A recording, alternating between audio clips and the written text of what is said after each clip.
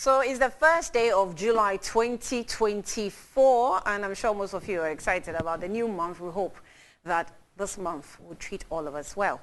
You're welcome to the program. It's Good Morning Ghana, and we are into another day where we look at the issues of the country, and I'll start with the headlines of the newspapers, starting with the Daily Graphic, and it says, Free SHS Bill goes to Cabinet. Seek cancellation of BEC for SHS admissions. SHS to be 6 years. Be courageous, firm in face of challenges or chihine to journalists. Courage, okay. Okay, SSNIT Rock City negotiation stall. Director General. Ghanaian Times. Second IMF bailout review meeting. $360 million to hit BOG account today. Maiden Gaming Lottery Awards launched to honor responsible gaming. Sale of SSNIT Hotel saga.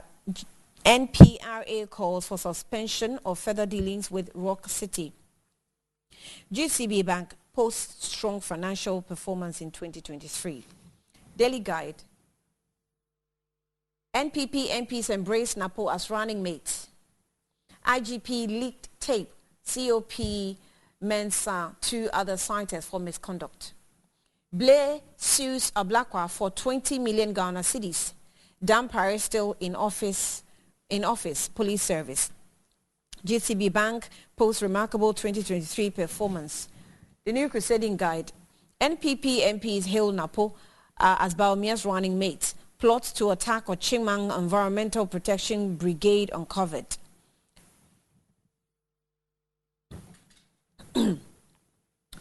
Kwau Nkwetia Benkumhini warns investors, assures them of conducive environment for business. Cyprus President shares in Boche's Commonwealth vision. Freddie Blay, Kwame Blay, drag Okujeto Ablakwa Media General Johnny Hughes to court. The top right corner, IGP Dampare still at post. Ghana Police Service debunked false reports of his removal. The Insight. Nyahota Maklo, he warns of Kenya-like protest in Ghana over hardship. Denouncing Israeli atrocities in Gaza, Rafah, how Ghanaians organized the caravan in solidarity with Palestine. No money, no roadworks. Angry road contractors bare teeth at Preston Akufo-Addo. Lutheran Church schools promises to churn out first-class world leaders as it outdoors ultra-modern Luther Tower School Complex at Anya. The Herald. Finance Minister and GRA boss snub Akufo-Addo's directive on SML resumes operations despite presidential directive. MPs, media, academia silence with cash.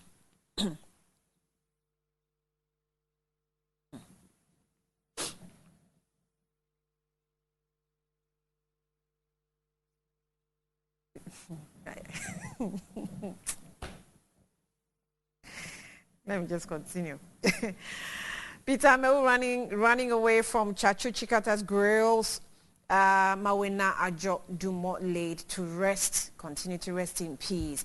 NPRA suspension of SSNIT hotel sale initial victory. Ablakwa. Bevlolate questions disclosure of Jakwe's confidential military reports. The Informer. Bawumia Napo ticket savvy. CDD.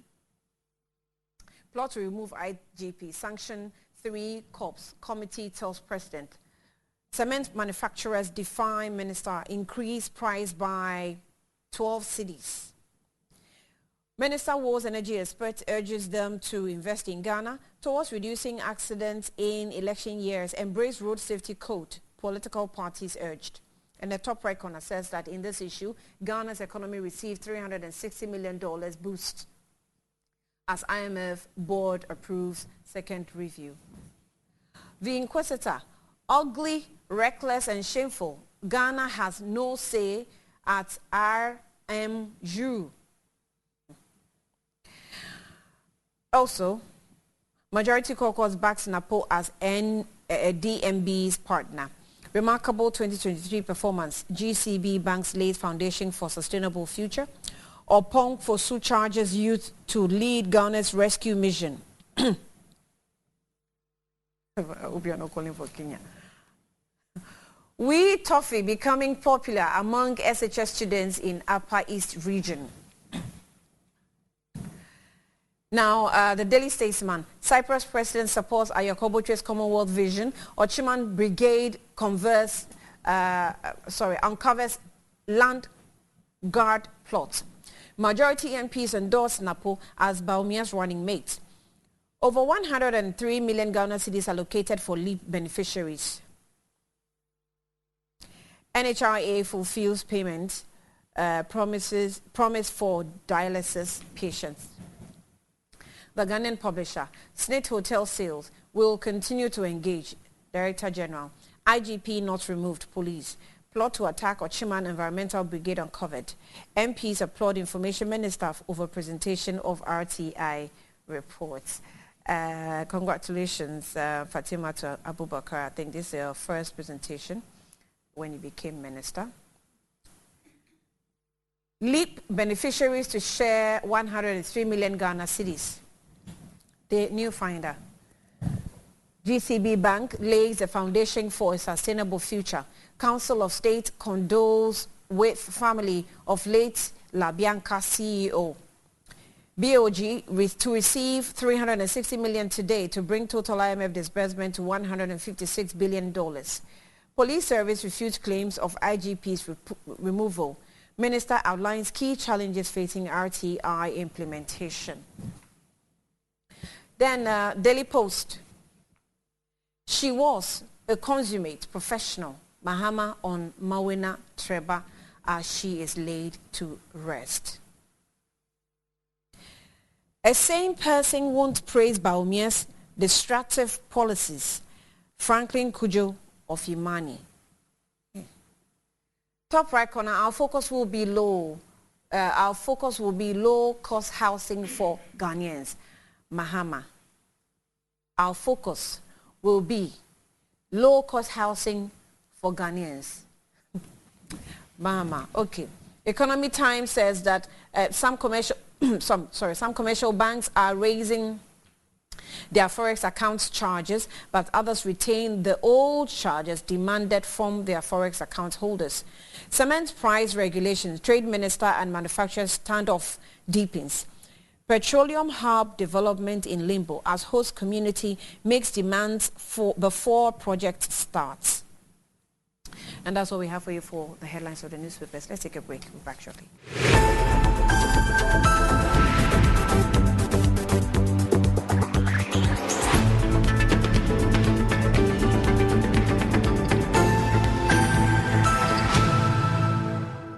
Welcome to the program. It's Good Morning Ghana, and the 1st of July 2024. Let me do this before I go to the guest. If you are desperate of getting toothpaste that will take care of the whole family, it's Kel 360 toothpaste.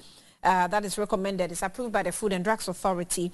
Also, it provides your family with all-round dental protection through the day with freshness. Kel 360 toothpaste is good for the kids, children, and adults. Let your family be proud by using it constantly. Kel 360 toothpaste. It brightens your teeth, prevents cavity, and also it gives you cool mint, which gives you fresh breath throughout the day. Now, Kel 360 toothpaste is another product from Samara Company Limited and producers of Sasso, available in all supermarkets and most provision shops across the country. And contact them on 024 6864798 or 024 6864798. Kel 360 toothpaste says happy smile. Also, Lift and Elevators is helping you if you want to enjoy the labor of your hands. Lift and Elevators will help you as you use your mansions. The pains of climbing the stairs, not exercising, could be challenging for all ages. So you worry no more, because Lift and Elevators comes with custom-made modules and is affordable and can be installed within 3 days. Also, Lift and Elevators is a Sakumono. Call them on 0200-535-515 or send them an email to elevators@gmail.com for consultations and best solutions also in vertical movements. Now, admission, we're talking about school. It is announced for the attention of the general public that the Institute of the Paralegal Training and Leadership Studies, in collaboration with Ghana National Association of ADR Practitioners and ADR International Register, an ISO certified body, is offering some internationally recognized industry-driven conflict resolution and other specialized courses as follows. Professional Executive Masters in Alternative Dispute Resolution, Professional Executive Masters in General Paralegal Studies, Professional Executive Master in Chieftaincy, Law and Sustainable Development Practice, and also Professional Executive Masters Industrial and Labor Relations and Practice, Professional Executive Master in Family Law and Conflict Resolution.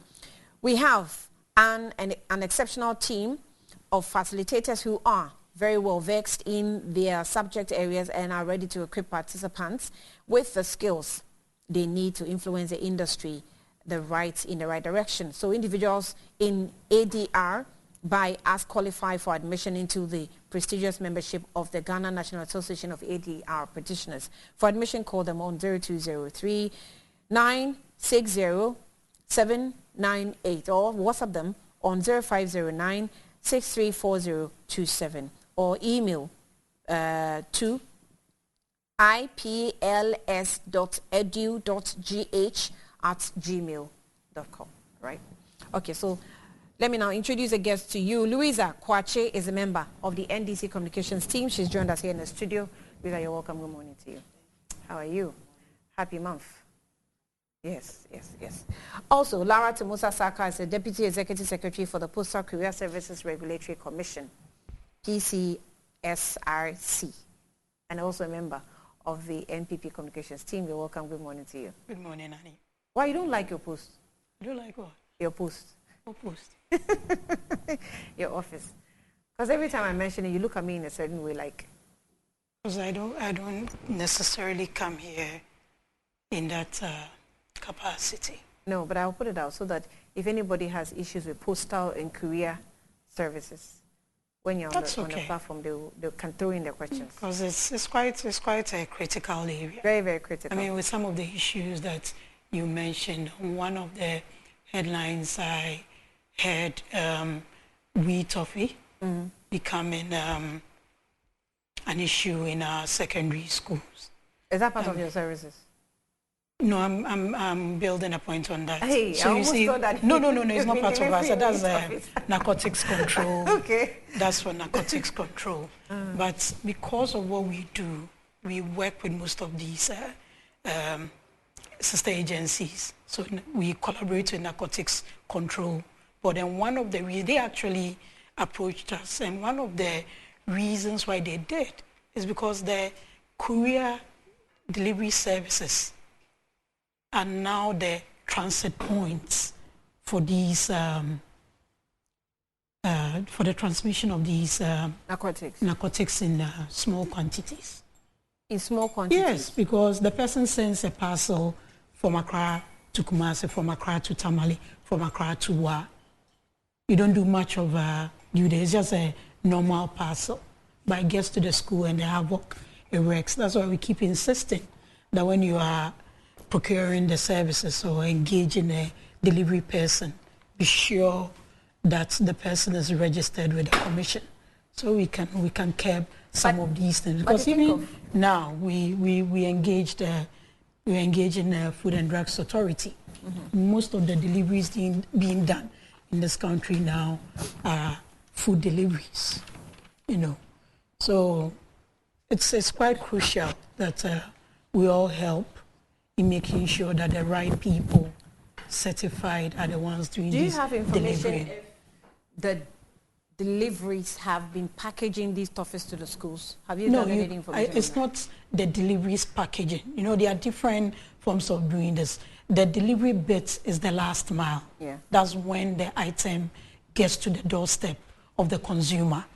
But there are some companies that do delivery as added service to their main thing. So if the person is the one selling and adds delivery to their thing, it's not necessarily so they will package it. But if the person selling or dealing in that procures the services of a third party to do the last mile, then that. So it's a whole thing. But the basic thing is to make sure that, because once the person is certified with us, is working within, recently they've put themselves together, licensed the courier operators. So they'll also be checking each other, you know. And the thing is, most of the international companies comply with these regulations because of the way they operate. But it's the domestic operators, and they are the ones dealing with them. So the story actually said that the Wheat Office story, it said Executive Director of Life Out Alcohol and Drugs Ghana in the Upper East region, Roger Atambiri Abba, has raised an alarm over the increasing consumption of wheat toffees among senior high school students. Now, this substance, a local concoction of marijuana, condensed milk and sugar, wow, that would taste nice, has reportedly... Really? Come on, we don't. Haven't you taken condensed milk before? I'm lactose intolerant. Oh, sorry. I am too, but I still take it. So the substance, it says that marijuana, condensed milk, and sugar has reportedly become a popular snack among learners, raising significant concerns about its impact on their health and academic performance. Now, Mr. Tambire described the situation as alarming and widespread. Now, if you visit the various SHSs, it is bad, quote. The wheat toffee is common among the students. Where they get them, one can't tell. But these learners are consuming these substances like there is no tomorrow. And I think authorities ought to strengthen efforts that can curtail this growing behavior among learners, he stated. Speaking on A1 radio during a segment aimed at raising awareness of World Drug Day, Mr. Tambire made an urgent appeal to the school authorities and relevant stakeholders to implement concrete measures to address the issue. He emphasized the need for increased vigilance and proactive interventions to either eradicate or significantly reduce the production and consumption of these substances in and around school premises. That's what the story says. But I don't know. What I'm saying is, I don't know if this is strange. What's strange? Or it's because we're celebrating some World Drug Day. No, a lot goes on. I mean, narcotics control, does education and all that. No, for a long time, the concentration was on the borders, what is going in and what is coming in. But now, it's like the circulation of it within the country is also an issue. So we collaborate with them when we're having our stakeholder engagement, when they are having their trainings. We collaborate as inter-agency collaboration. But what I was drawing your attention to was the key role delivery or courier services is playing in that aspect of it. It's now easy to transport these things without raising eyebrows. So we need to all be vigilant in this regard of it. What comes in, especially crude delivery, you can be sure that something coming from Ghana Post because of the systems and the advancement. I mean, they are the national postal provider. I think where it will affect your work mostly will be the larger quantities delivery. Not the ones that the students are using. After the ones the students are using, they come in smaller quantities. In my secondary school days, they were using it for smaller quantities. How? Oh, like in toffees? Yes, in toffees, how they moved around. But even in toffees, the students can Someone takes it. No, they can prepare it in school. Someone sends it.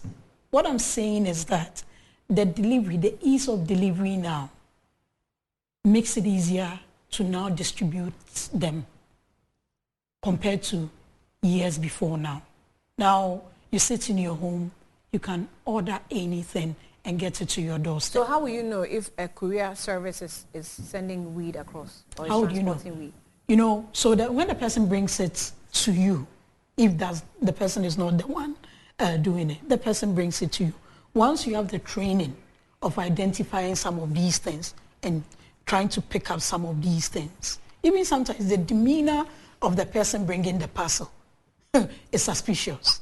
So narcotics control takes people through some of those trainings. For bigger institutions, you find their presence in there. That's why you find them at the airport, you find them at Ghana Post, you find them at the bigger, well-established courier companies. But for the basic ones, the one biker, the small delivery company, is So not, the in this capacity case, how is will still you have- not built enough. So we all just need to be vigilant of what is coming into our school and what is going out that's of where the I was school. coming to. So I was asking, Yes. should- Gone are the should days the that it was couriers- just letters Yeah. coming in and letters going out. Got to now food goes in, So lots of if things courier, go in. sorry, some bikers or deliveries goes into schools to give items to students, is it up to the heads of the schools to check the content of what they're delivering? Because definitely parents will not be sending weed to their children in school. So if their There's children only will have parents to, who send things to their children. yes, so that's what I I'm mean, saying, that if but it's it's not sort your of- parent that's coming to visit you Yeah. and someone else, maybe school authorities must check contents that are being delivered to you. But trust me, All I'm this saying, no, you weed that the can children take to minimize it. You can't necessarily. I mean, people find new ways of doing a lot of things. I mean, we all thought that going digital, doing all those things, going digital will save all of us from all the little thefts and those things, keeping our money in our house and all that. But now there's cyber security because there's cyber crime. So people find it's all geared to minimizing the impact of some of these things. We all just need to be vigilant. It's not up to only the state institutions mandated to do that. We as citizens and consumers of these services also. And one of the first steps is to make sure that the person dealing in that particular venture is certified properly to do it. Okay. Do you want to say something to it? Oh, okay. And, Okay, and I feel that for a long while, some years now, we've actually normalized certain things in our upbringing, the way we train our wards. Because I remember back in secondary school, before you get a parcel at the security gate, they write down who the sender is and who the receiver is. So it gets to your house, and sometimes if the packaging looks suspicious, your house mistress is allowed or has that authority to go through whatever you have received. And once a while, we get kit inspection. In the night, you hear the house mistress coming around to check. And then when it happens that you have any unprescribed item, the school laws punish you as such. That notwithstanding, for some time now, since we started to put a lot of modernization into our education system, teachers have limited role in punishing and then actually taking charge of the upbringing of the wards that are entrusted in their care, I think is also affecting our wards wrongly. So, for instance, you go to a school and the kid is not allowed to even take any lashes from a teacher. The person has to go through the headmaster or headmistress, right, for reasons why you would want to. And before you go to the headmaster or headmistress's office and come back, how many minutes do you take to consume condensed coffee? I bought one in traffic around Spenters days ago. I think the container was 10 cedis. Before I could get to Palace more roundabout, because there was traffic, it was done. So I believe that we should pay critical attention to how our wards are trained, especially in our boarding houses. Because, see, that is where our adults are forming. They get to interact with people from diverse cultures, people coming with all sorts of attitudes. So I believe that... There seem to be, a lot of things are like popping up in my head. There seem to be different school of thoughts when it comes to weed. I mean, I was talking to you earlier about how necessarily bad. that's what I'm saying. That Yes. there are a lot of, you know, It's school the of thoughts. abuse of Recently, it. we passed a bill that will allow us use weed for industrial purposes in this country. But that's for industrial purposes. Industrial purposes are not meant for smoking. But there's also the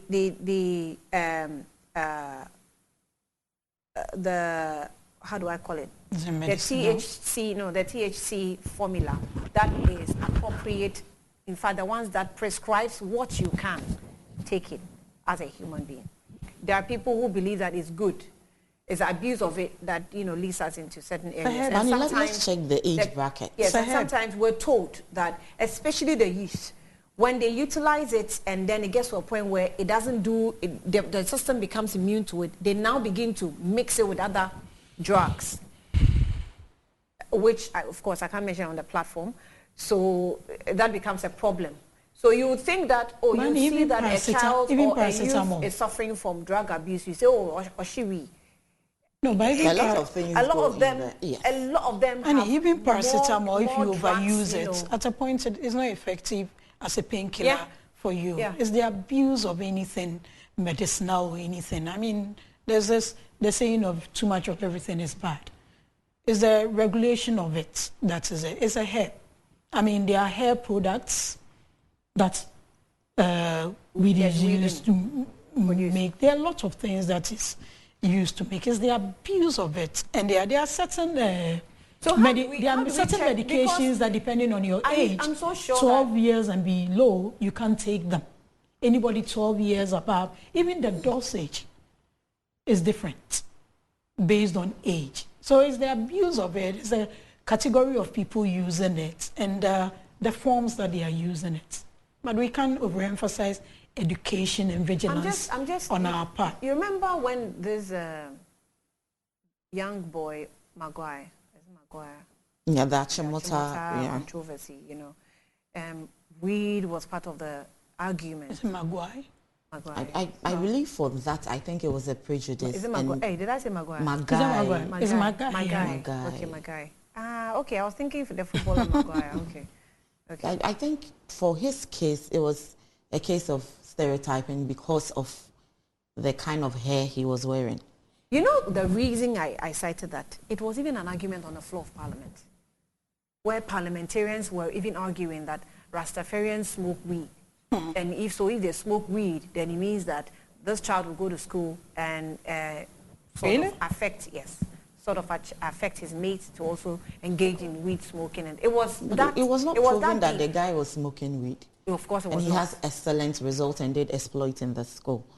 So I believe that no matter which school of thought anybody belongs to, whether the substance is good or not, what we are saying is that I think what should be of concern to everybody is the age range that they are consuming. Allowed to consume. Because these people in secondary schools are from the ages of 14 to probably 18 or 19.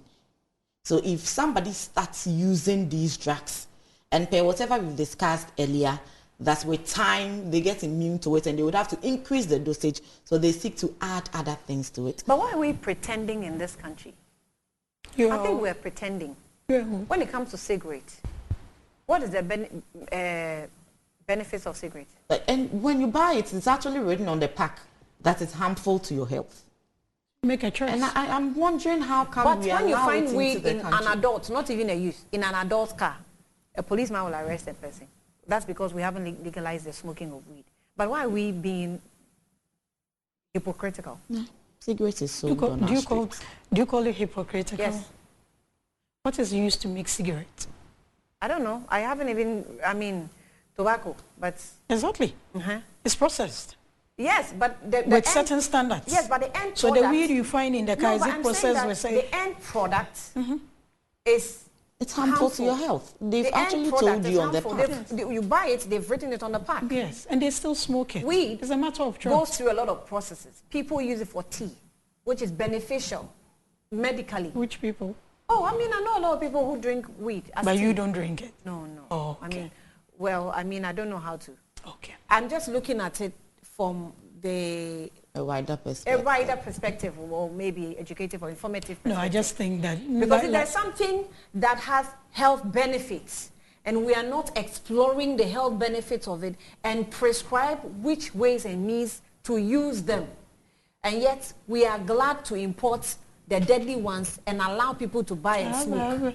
What are we? You know, I know a smoker who has the, you know, there was this picture of what smoking does to your health, your lungs, your other vital organs. Most pubs have that artwork. Exactly, that artwork right in front of the person's bedroom.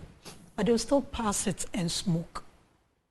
Some of these things, people make choices, people develop behaviors and all that. But if you compare it to just finding raw weed with someone, then I think we are missing the point, because it's a processed form of, it's just like alcohol. It's just like alcohol. I don't think the individual components of alcohol can just be carried around by individuals. But when you see them holding a bottle of it, obviously it's gone through some processes, some standardization. I don't think anybody can bring in alcohol or any alcoholic beverage in this country, or produce any in this country without recourse to Food and Drugs Authority or the Standards Authority, depending on whatever they bring in. So is the regulation... In some other countries that they allow them to smoke weed, they have prescribed the types you can smoke. So there's standardization. Do we even know the types that we cultivate in our country? Yes, with the scientific formation of it, it's made for smoking. That's why those people, when they leave those countries, which I don't want to mention, and they come to Ghana, or maybe they go to Jamaica, Ghana and find produces the other the ones. Ghana produces the best. You hear them telling you, Ghana produces the best of it. So I mean, this is a conversation.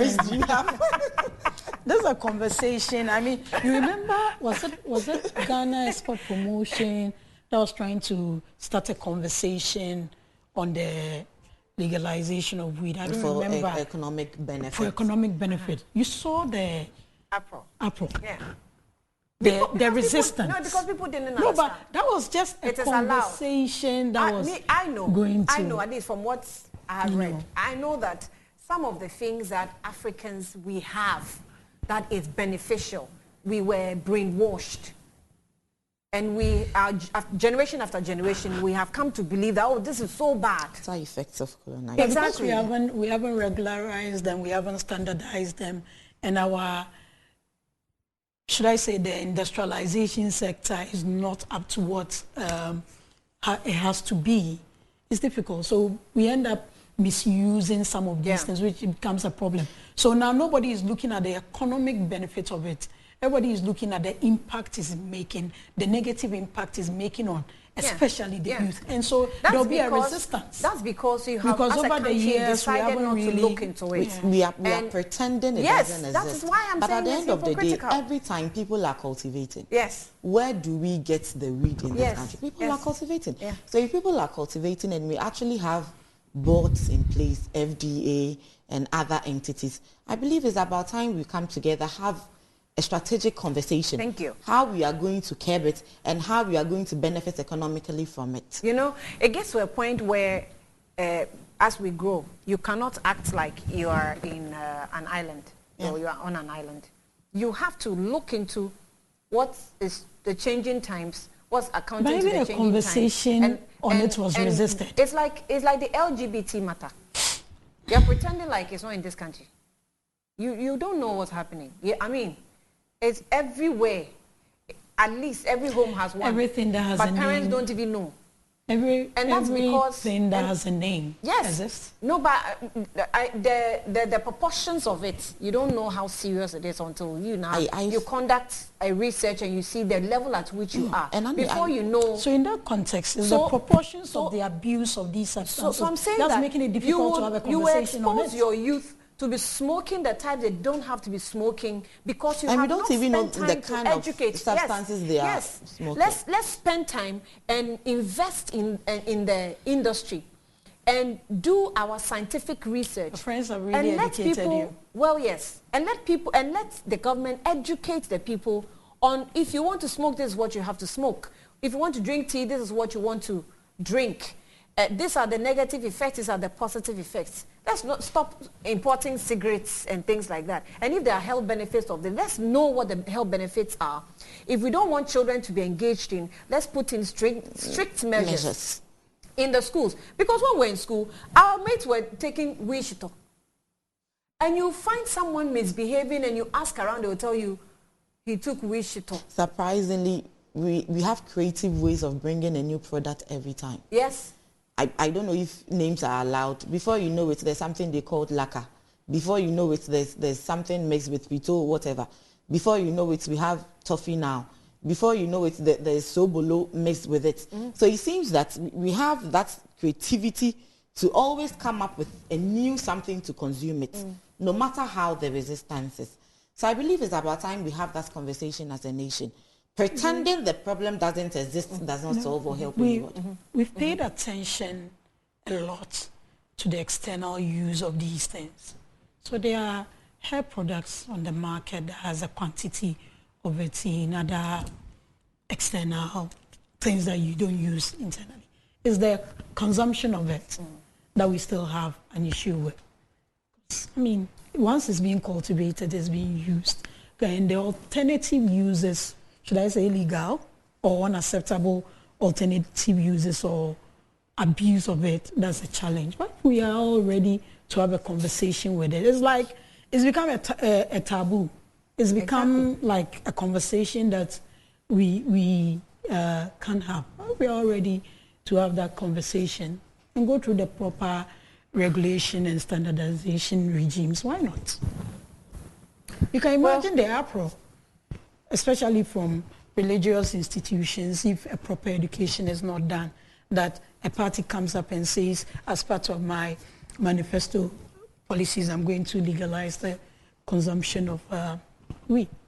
Even before the education starts, you can imagine the uproar. But if we all come to the realization that this is something that is... But the religious bodies were there when people were smoking cigarettes. Come again, do I why?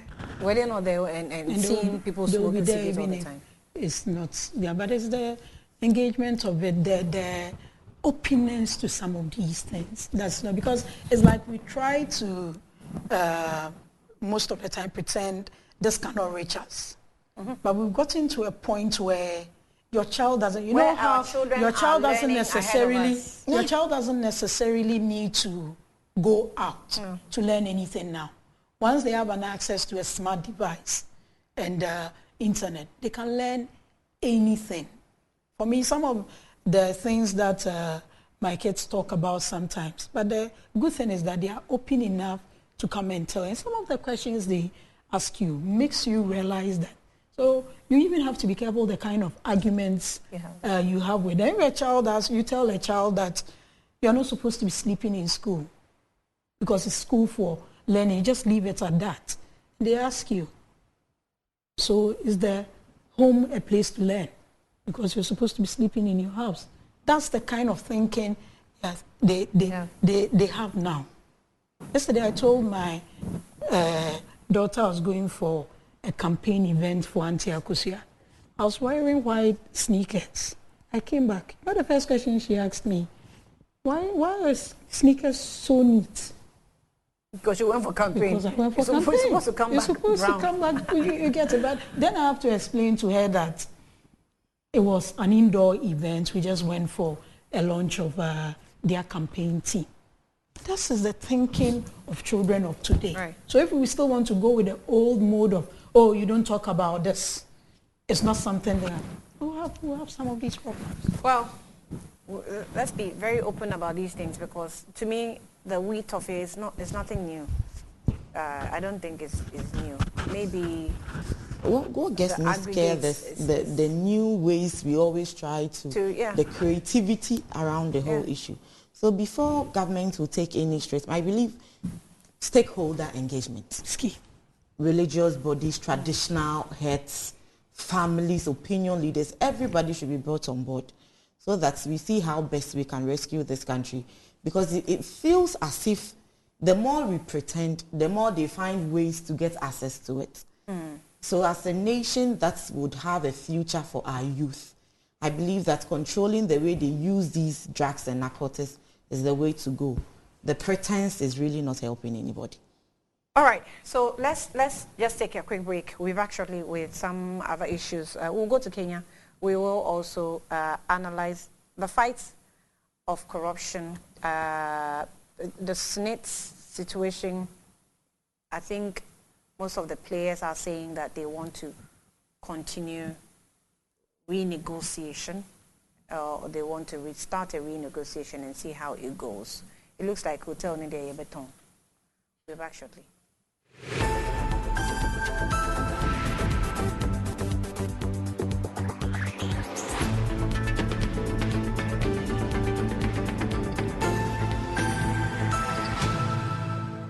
All right, you're welcome back to the program. I'm still in the studio with Louisa Kwachi, NDC Communications team member, who is saying that she's shocked about the we thing. She's never heard it.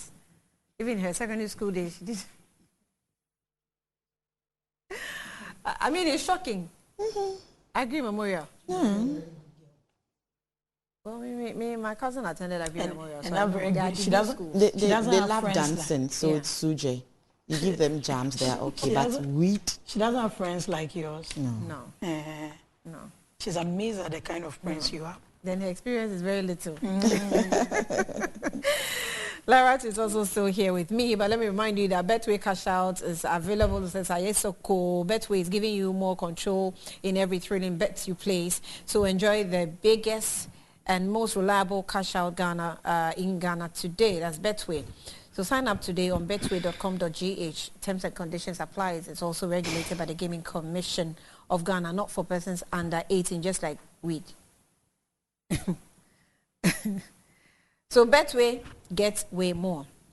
Blue Jeans energy drink is also available. It's been there for 20 years, and you already know that it gives you some nutrients, including vitamins B2, B3, B6, B12, as well as taurine and guarana, which are known to boost your strength and energy as well as promote high performance and endurance. Blue Jeans energy drink has been tested and tried and is indeed best for you. Blue Jeans energy drink is both an active for both an active men and women, so go and grab your can today and power your days. And in all shops nationwide, contact Budget Cash and Carry Limited on 0208 128 190 or 055 001 0000. Right. Well, so over the weekend there was a meeting of SSNIT and journalists, actually, and the SSNIT executive spoke with the journalists. They said a lot of things, and also it's been captured how Okudzeto Ablakwa has been sued and is still in relation to the SSNIT. So the Ghanaian publisher says that SSNIT Hotel Sales will continue to engage. Director General is the one talking, and it says that, where does it start reading? So, okay. The way he starts is quite funny, but let me read. He said while going by the directive of the National Pension Regulatory Authority, NPRA, to suspend the sale, the trust will continue to engage stakeholders, quote, to let them know we did the right thing in good faith. We want better results and done things transparently. So, according to the Director General, things were done transparently. Ms. Osafo Maafo said this over the weekend at the media encounter at the Bri in Eastern Region. So it was on the theme sustaining the SSNIT pension scheme, investment and its impact on benefits payment. He said that the decision to sell the shares was largely commercial with the aim of maximizing the benefits. Quote, our aims are not different from the unions. Is that true? We both want best value. We want to maximize our benefits. Osafo Maafo said the rationale for the investment decision included consistent losses, frequent requests for maintenance funding, high capital expenditure, and the need for strategic partnership. So listen to this again. Ms. Osafo Maafo said the rationale for the investment decision included consistent losses, frequent requests for maintenance funding, high capital expenditure, and the need for strategic partnership. The hotels are La Palm Royal Beach, Elmina Beach, Busia Beach, Ridge Royal, Trust Lodge, and Labadi Beach. The Director General said as part from raising capital and finding experts to manage the hotels, the ultimate goal was to manage investment risk, to improve investment returns. Mr. Safmafo said pension funds were not static, and that at some point losses needed to be cut for gains to be made. Quote, it is a portfolio. It changes with time, he added. He said Rock City bid for all the 6 hotels was the only bidder for Lost 2 and 3.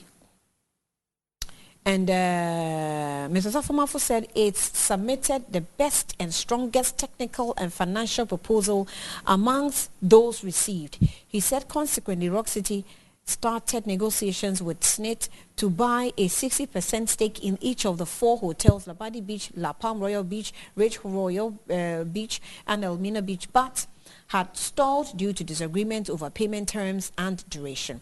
So the Director General Gates said, given the criteria in the bidding process, bids for Busia and Trust Lodge were considered unsuccessful. And he described the trust as the best pension scheme in the country because it offered the best value proposition with the benefits exceeding contributions.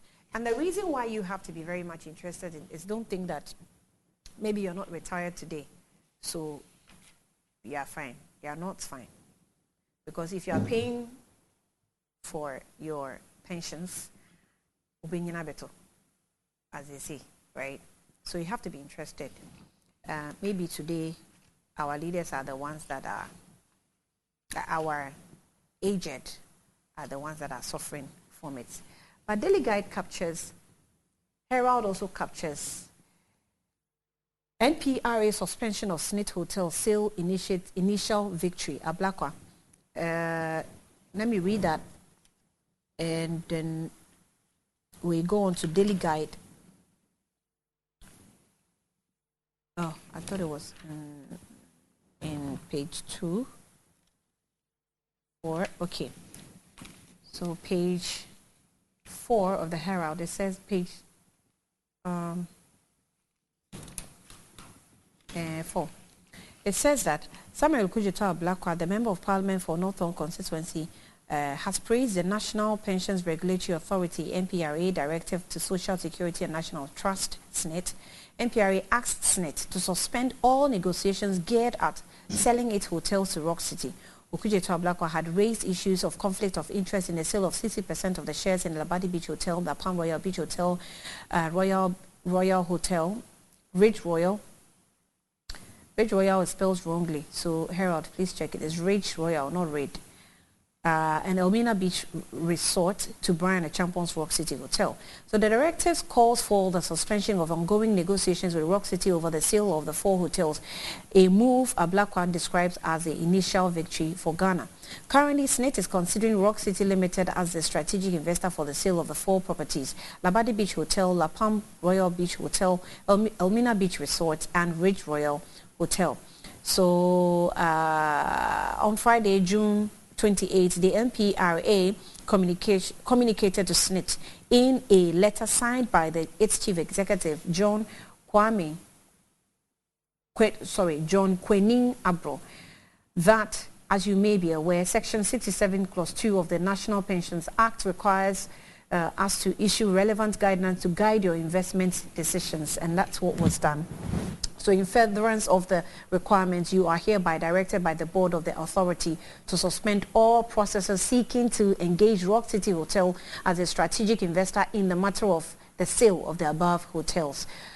Now, that's for the Herald. Now, the Daily Guide is talking about the suit. So, Blay sues Ablakwa for 20 million Ghana cedis. Now, the chief executive officer of Daily Guide, okay, of Daily Guide newspaper, Kwame Blay, has sued the Member of Parliament for Norton constituency Ablakwa over the unsubstantiated defamatory statements in both traditional and social media. The suit filed at the registry of the High Court in Accra averts that the statement made on June 7 and 18, 2024 by the MP have caused damage to his reputation, resulting in him losing an investment from his business partners who were ready to invest over $10 million in the plaintiff's affordable housing projects. The plaintiff is a businessman who owns multi-million-dollar companies within Ghana and United States, including the Terraform Limited, New Image Technology Transfer Limited, Sustainable Housing Solutions Limited, Cultural Management Group Limited, BBNZ Limited, among others. Wow.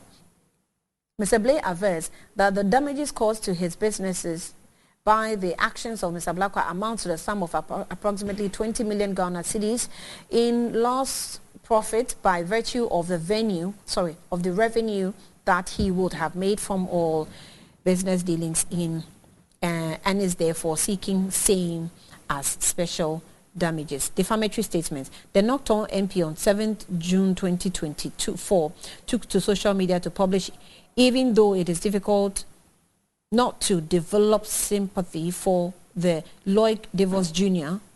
on how he was crudely hounded out of the deal, by the Blay brothers. The organization one has to pity the most is Labadi Beach Hotel. Okay, the organization one has to pity the most is Labadi Beach Hotel. He continued that the court documents expose an epic dogfight between Lloyd and Kwao over fantastic sum of money being proceeds from the business activities of Labadi Hotel's encroached beachfront, and yet Labadi Beach Hotel has absolutely no share in the booty, particularly after the joint venture agreement was contemptuously flouted by all-powerful Blay brothers, Wosmao Blay and Kwame Edenkema Blay. So Mr. Ablakwa did not end there, but also claim an interview on Accra Bay City FM that the Blay brothers, according to over 800 pages of court documents, decided that they will elbow out their business partner. They will also refuse to pay Labadi Beach Hotel, and some way, somehow, the board of Labadi Beach Hotel discovered that there is construction going on their beachfront. The Blay brothers have created a new pathway to the beach, and they are saying that they have met some people in the traditional council, in the LAT traditional council. The MP who later petitioned the president once again took to his Facebook wall, and you know what he posted there.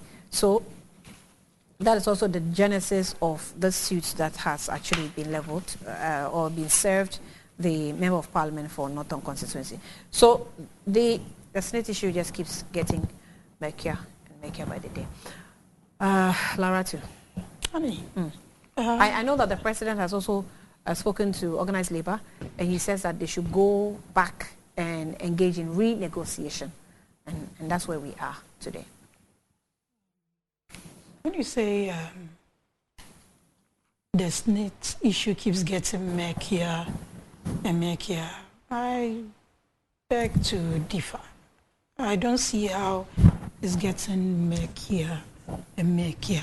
I think that is the approach of the person who brought it out. I mean, it's not like what was being done was a secret. This is a process that has gone through the various processes, gone through tendering at the various levels of looking for people to participate in it. They've gone through the procurement processes and all that. But it's the bit about how the whole issue, making it look like processes have been breached and all that. Why isn't it? As I said here, I'm still contributing to SNIT. I believe you are. I believe Louisa is.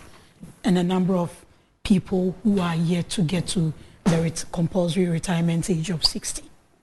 So you and I are the ones paying for those enjoying their retirement benefits now technically. What does SNIT want to do with this sale of shares of these hotels? It's not only for them to improve the sales of or the profits of these hotels. It's also to deal with risks of investment and other things. The rates are to it. When you look at the financials and the trend of profit making of these hotels, are they sustainable? Do you need to inject fresh capital to make them sustainable?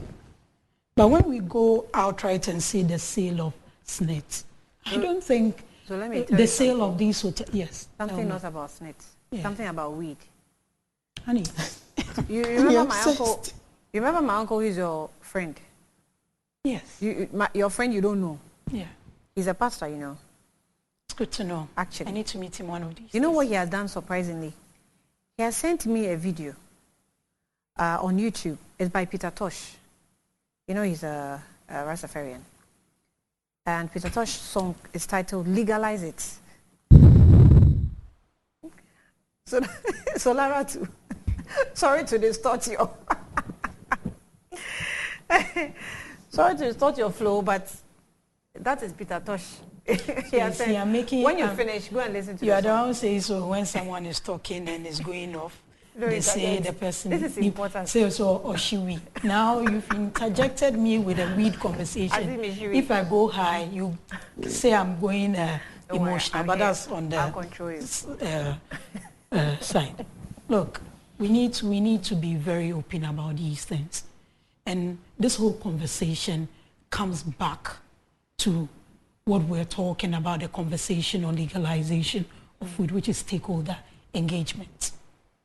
SNIT thought we're doing the right thing but didn't do the level of engagement. I remember when I had the opportunity to make a comment with regards to the new the DG, or see the head of Director General. the Director General.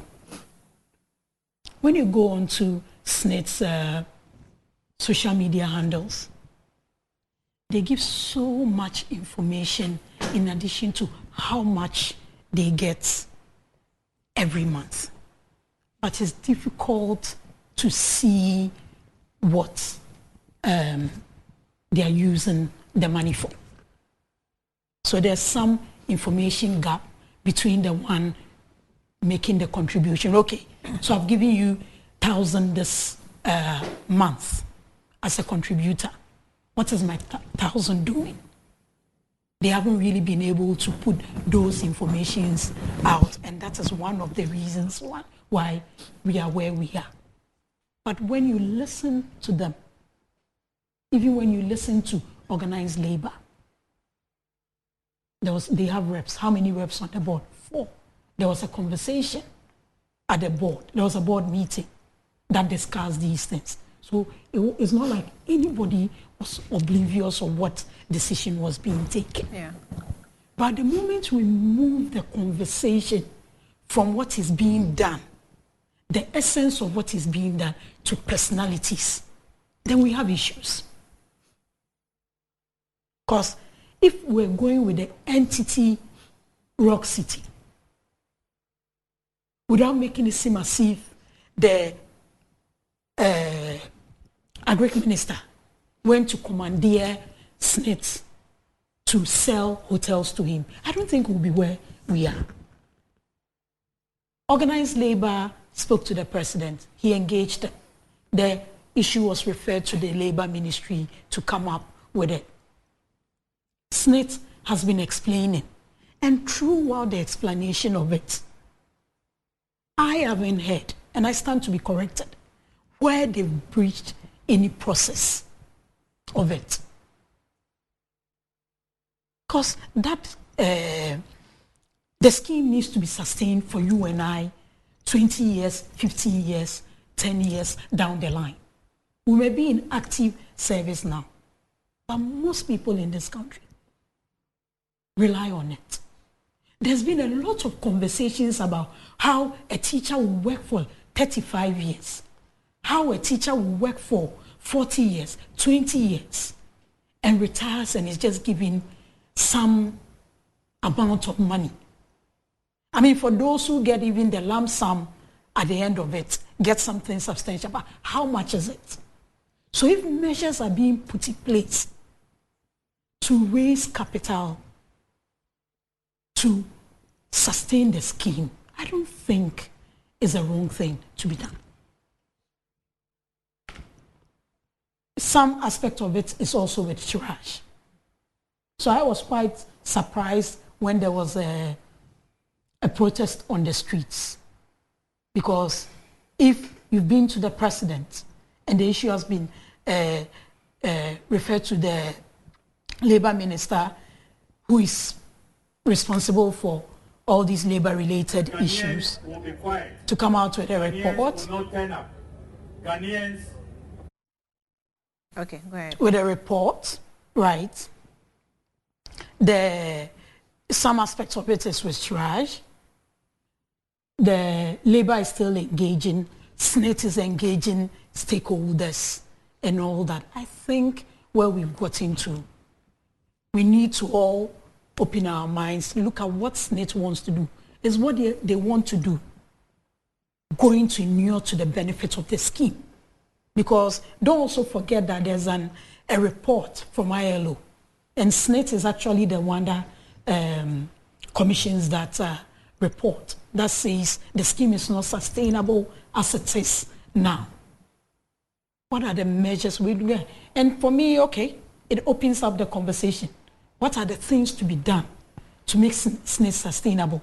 Because some people may have other forms of income, but the majority of public servants, the majority of SNIT contributors, whose only survival, if not from their children or other family members, is SNIT. So whatever can be done to shore up and sustain this, then I think that should be our focus, But and the focus for everybody. As you refer to the ILO reports, Yes.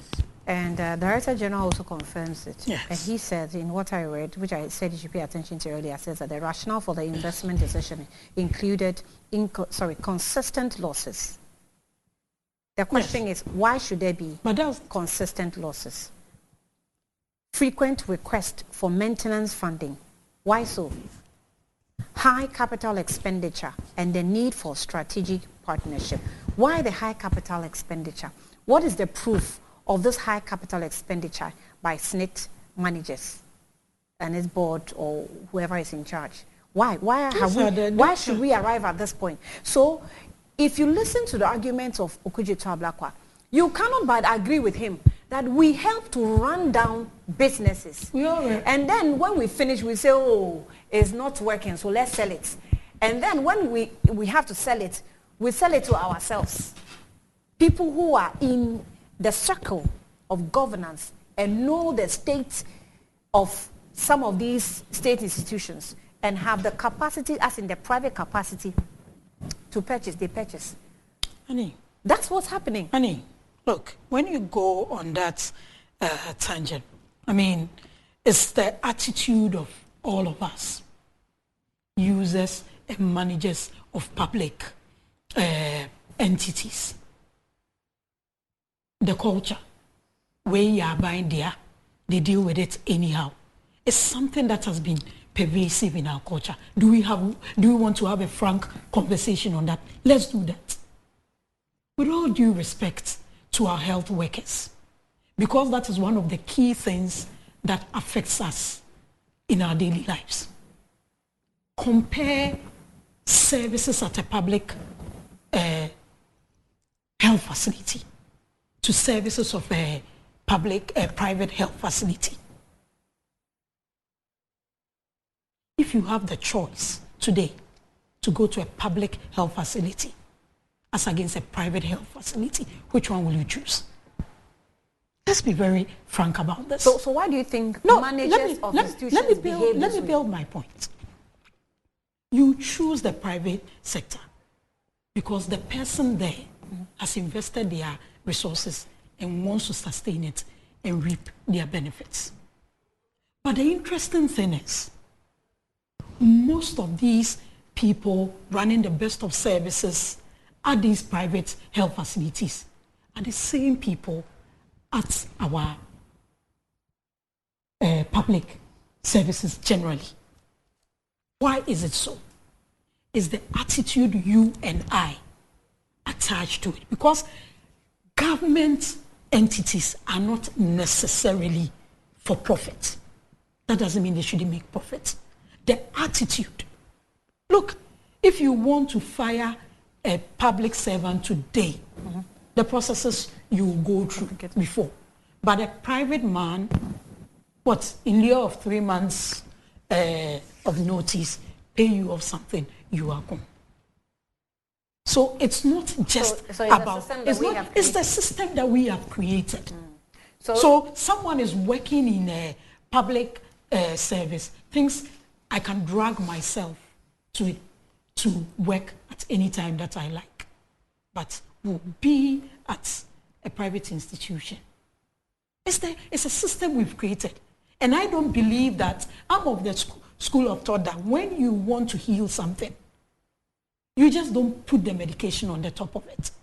When you have a sore, you clean it up before you put the medicine on it. You just don't put the medicine on it. From what you said, that when you go on the argument of Okudzeto Ablakwa, that we help run systems down and then come out and say, let's give it to private. It's a system that is not only SNET.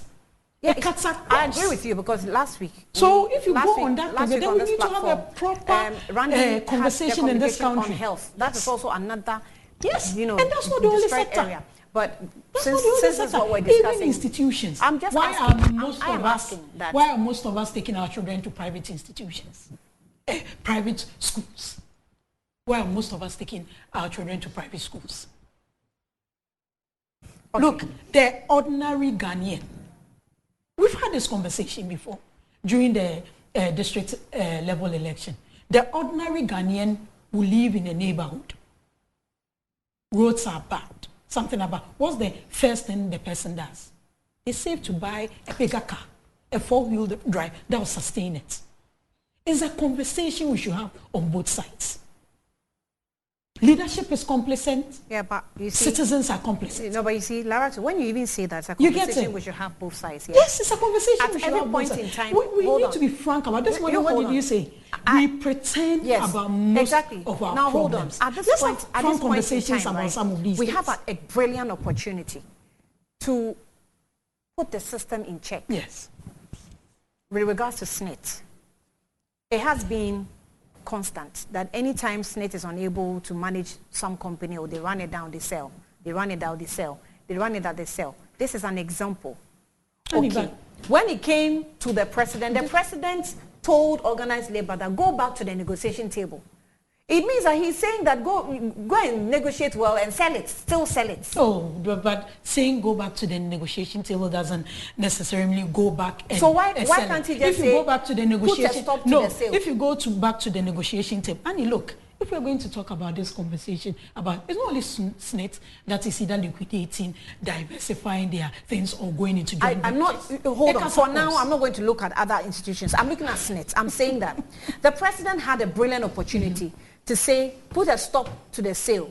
Let me take a review on how these companies, going back to the negotiation table on how these companies were run down. How did we get here? Come and answer going to me. Back, Tell me how we got here. Going back to the negotiation table is what? I'm not going into the negotiation. I'm saying that you were expecting the president to say stop. A brilliant, because you're saying that. But what is going back to the negotiation table? We have all established that let us not be hypocritical. Let's face the problem and tackle the problem from the base, as you use the saw as an example. So I am saying, what is the genesis? It starts somewhere. What is the genesis? As a leader that is committed to, Annie, what is the genesis? What is the genesis of this whole discussion? is because a member of parliament who sits in parliament, what is the role, the main mandate of parliament? Oversight responsibility, right? Everything that goes on, all our laws that pass, most of the things we do, apart from those ones that can be done with executive approval, goes through parliament. A member of parliament decides that I will use the structures available to me. SSNIT wants to sell hotels to my colleague. Let me shout about it. And I sat here and said, at least that's the best, for the first time, way you can simplify it. Now you want to choose my words for me. Okay, go ahead. I sat here and I said, at least for the first time in this popularity thing, he has gone to a state institution. Which state institution in this country can parliament not summon to come and explain whatever they are doing? What are you saying? Even, say it again. even, For the first time he has done what? I sat here and said, this was right in the seat, that at least he's been responsible to defer to a state institution. It's not for the first time. It's not for the first time. Can I continue No, you have to state the facts rightly before you continue. It's not the first time. Most of the, in fact, all of the allegations have been put out. He refers to state institutions. So you can't say it's the first time. When he started all these things, the first thing he does is splash documents on his Facebook page, give an alert of an expose. This one, he gave notice of he petitioning Suraj. That is why I said after he had put out on social media that he has petitioned Suraj. Yeah, what did he put there? He put his petition, didn't he? No, did he put all the documents he's putting now? No, the last time I saw him on your set, his document was from here to there. Did he put all that on Facebook? That's inconsequential to the discussion. Exactly. So let me say what is consequential to me. That is where we started. That is how the conversation has gotten to where it is. But if, even after he left it with Suraj, you remember when the issue came up, the SSNIT statement, what did SSNIT say? SSNIT said that, SSNIT explained the process they had gone through international competitive bidding and all that, but because the issue has been referred to Suraj, they will hold on, and when they are invited by Suraj, they go in. Then there was conversation from one radio station to the other, one TV station to the other. The MP was having one-on-one conversations. Do you sit and let all that misinformation be going on? SSNIT also started explaining. Okay. But SSNIT, as it sits, apart from its board, has a regulator, which is the NPRA. So the one we have entrusted to do oversight for us, things that the institution that the people of Norton have voted him to make sure that they have oversight responsibility on what our monies are being used for. Things that he has to sidestep that institution that we all have confidence in and go on a whatever spree, I don't know. Okay. And that is where the problem is. Okay. Okay, let me engage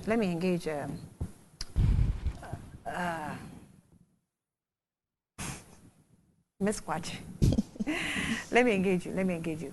I mean, when he mentioned NPRA, she mentioned it. It reminded me that we had an investment advisor to this deal, and I was wondering, what was the NPRA? Come again. Investment advisor. Oh, but Annie, look, I mean, it just clicked. No, look. Let's. It's just like you introducing me as working with Postal and Courier Services Regulatory Commission, right? We regulate Ghana Post. Ghana Post has its board and everything. For the things that we regulate them for, when they want to do anything outside their normal operational duties, they seek approval from the regulator. So if they want to increase their prices, they want to go into an area that is not necessarily there, they seek approval from us based on justification. Okay. So if they went to their regulator, we don't know. We don't if know. they went to their regulator, the regulator saw sense in this, that making the schemes sustainable. You can't make this comment. I can't make But it's because the person supposed to do the oversight decided not to go through all these motions. But let's go on. Louisa.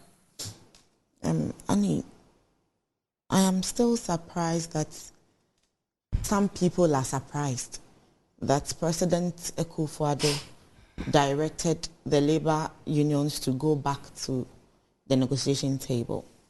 You see, every time we have this conversation, I get hurt when we would want to make it look like it's an NDC MPP banter. It is government versus the republic. That is how I see it. Hey. Because as a state, we put people in place to supersede things on our behalf. So if the things are not going according to the way we want it to be, it is not the state against opposition. It is the state versus the interest of the public. And who are the public? It's Ghanaians. In this case, who are the direct beneficiaries of the scheme? Aside people who are on pension now, it is every single person who is contributing to the scheme. And you see, when this whole issue started, I paid critical attention to the conversations. Let's go away from the norm. Annie, if I am a private entity, like we would want to put it vis-a-vis public entities, and I have a company, I feel the company is not giving me enough. From what they said, according to the story you read out, the meeting from the boss with the journalist, he made a statement. They were running at a loss for some years. It is just for a period of 1 or 2 that they made some profit. And that is the past year, 2023, 2022. So it meant that from the years before 2022, 2023, something had been done differently. That is yielding results. So in 2018, they say that they started the whole bidding process in 2018. It went through a tender, it was published and all that, agreed. I went to Rock City's website. Annie, which year did they start operationalization? So if I am an entity and I'm running at a loss, after years of running my company, I have experience and I'm still running at a loss, and a newbie who has little to no experience in the venture, and let's be frank and factual, as a private entity, will you sell your asset to a newbie? Someone, because the tender started in 2018. That is what they make us believe. The publications were in 2018. And the deadline was somewhere in January 2019. Rock City started operationalization in November 2019. So at the point that Rock City was going to tender for it, if not, let's forget it is Brian Acheampong. Let's forget he has even anything to do with the party in power. Let's look at it from the business perspective. Somebody who is in charge of running an entity that is supposed to make ends and pay pensioners. You sell this, you actually put this person in perspective. Somebody who has literally no business idea of whatever hotel management there is. At the time, he was just constructing his business. So if you want to sell 60% shares and you want us to take the entity and the person behind whatever veil of incorporation there is as separate entities, we cannot. Because if it was any ordinary Ghanaian, I don't think they would have agreed. Let's say, and you went to bid. You don't run any hotels. You are now building. You think they would have sold it to you? No. Because you have no experience in running it. So that conflict of interest and taking Brian as an entity away from Rock City is neither here nor there. Because I feel that the whole process, it was a certain mechanization to favor certain entities. I was surprised when the former chairman said that his son bidded over 150 to 200 million. how much did Brian offer? So if there was actually another person who bidded more than Brian, why give it to Brian? Because the argument even has been that Brian bidded highest. So if now the national, and I want to say this on record, he's in court dragging somebody for defamation, then it means that he's a credible source that we can hold credible. 200 million. And we gave it to somebody who paid around 60 something. And I mean, the whole And you issue, know, I appreciate that people want to join in the review. So there was a write-up of Elizabeth Ohene that made rounds. And some of these critical questions that have come up, no one is responding to those critical questions that have come up. Okay. Elizabeth Ohene is not responding to it in her write-up. The Director General himself didn't respond to some of these things. So we're talking about maybe Rock City operation started in 2019, late 2019. This bid ended in early 2019. No one is responding to that. So we want to reconcile all these bits and pieces that are coming up with at least the information the MP is gathering, so that we put it together and say it is fair or it is not fair. But no one is responding to it. And we want to just brush it aside and go and sit and say, oh, we are renegotiating. What are you renegotiating? See, and what I find amusing with the press engagement the boss did was that if we have an issue with the way you have run an entity, and you would want to justify everything to us, I was expecting a certain cost-benefit analysis.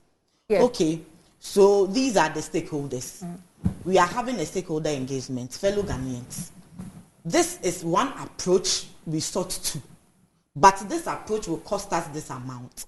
And because of this and that factor, this approach is not viable. So there was this other approach. We did this and that, ABC, blah, blah, blah. So with this one too, this is how it is going to cost us. And this is how much we will benefit from. And with whatever sale we want to do with the 60%, this is it, this is the liability, this is what we will gain out of it. Nobody has given us any cost-benefit analysis. So it is strictly, we are selling because we are not making any profit. We are selling because of, and one thing that I find so painful and heartbreaking with the kind of entities we put in place of government agencies is that you are not there just because you belong to a political party. No. You are there by virtue of the fact that they believe you are competent. That is why you are appointed. So if you are appointed, then the only solution you have to give is to sell. What I was thinking? If anyone will head any institution, run it down and we sell it, then anybody and everybody can head an institution. Exactly. Just like we're selling Labadi Beach and the rest and say that they are not making profit. Then if SNIT were to be a business, we'll sell it. Then because it's not yes, then money. Ghana as a state, we are debt insolvent. Ghana as a state, whatever revenues we have after paying our public servants, we are left with zero.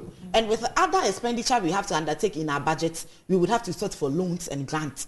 So should we wake up and say that Ghana as a state is not making it, we are selling it off to another country? Is that the logic? So I believe that with this, whatever cycle we are going through, it starts at this point. Nobody wants to answer, then it goes round and round and round and round and round and round. When we were case, we said Kweku Anansi story. First story. The first story was that we have actually identified somebody who wants to buy a state property who we deem that there is a conflict of interest. The second story is that we have a whole board managing these things, and the board should come up with solutions rather than wanting to sell. So we end up selling everything, and what was needs to be left with? The third story is that Ghanaians went on the street to demonstrate, to call out the president we voted for, to actually listen to our plight and put a halt on it. Let investigations go further. Give other directive. The fourth story is that this CEO it's new. Was he there in 2019? He wasn't. So if you are new and you have come, I actually thought it was a brilliant opportunity. What are the issues on the face of the paper? Bring your expertise, because I believe that before they brought him from wherever to come and head this entity, they saw some form of capability. That is why they brought you. So bring whatever new things you want to bring on board and rescue it. Put a halt to it. And you see, when we move on to the fifth story, and this is where I get heartbroken. The fifth story actually is that it seems there is a fixed mindset. So no matter what you do, no matter what you say, whatever we have agreed to do, we will do. So if you are negotiating and they ask you to go back to the negotiating table, it only means two things. It's either you go to maximize your benefits or you go and you minimize your benefits. So the going back to the negotiating table has nothing to do with putting a halt on the wholesale. And painfully, Annie, we are looking at all of these things and thinking the sale is going to give us any form of revenue. But one thing I learned in one of my entrepreneur classes is that you as an entity should aim at getting a consistent flow of revenue. And where will SSNIT get that consistent flow? If we take public servants out of it, public and civil servants who get deducted from the source out of it, the private entities, how many Ghanaians are involved in private businesses? They have workers. Do these people pay SSNIT? Most people don't pay, and the argument is that last week I engaged a cake vendor, and the cake vendor has a very nice shop, and the person charges as much as 10,000 cedis for one engagement cake. And he has about 4 workers. So as I sat and I wanted to buy a dessert, I asked, do you pay SSNIT for these workers that you have also? Oh, madam, you pay and you don't even see what they do with your monies. At the end of the day, I will grow old and you give me 300 Ghana cedis. What will I use 300 Ghana cedis for? So they will not pay. So whatever issues that we are having now, it is away from NDC versus MPP, the state versus opposition, and because it is opposition MP who is bringing up these issues, we should just rubbish it and let this sale go through. It has to do with the trust Ghanaians have in our public systems. So whatever the case is, Annie, President Nana Addo Dankwa Akufo-Addo, this is a plea as a citizen and not a spectator.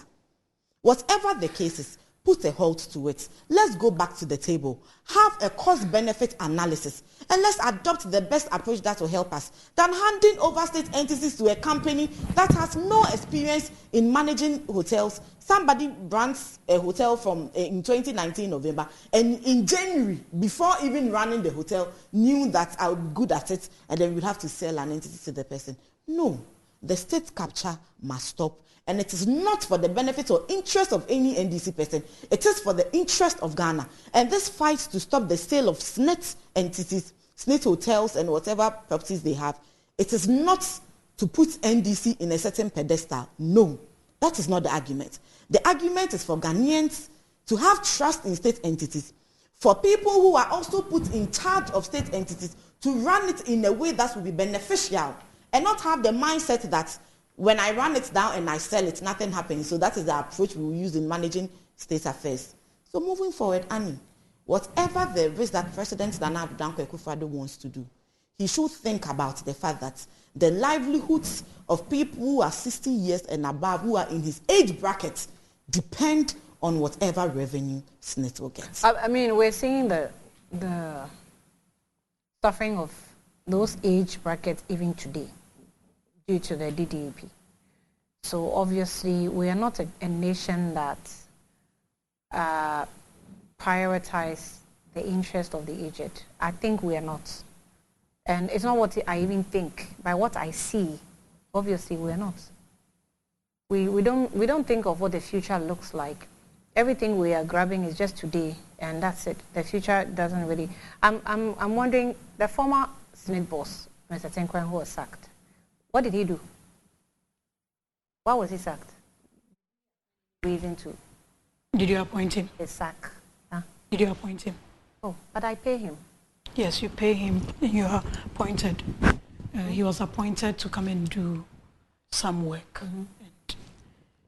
And he's been, should I say, disappointed. Yeah. Without any explanation.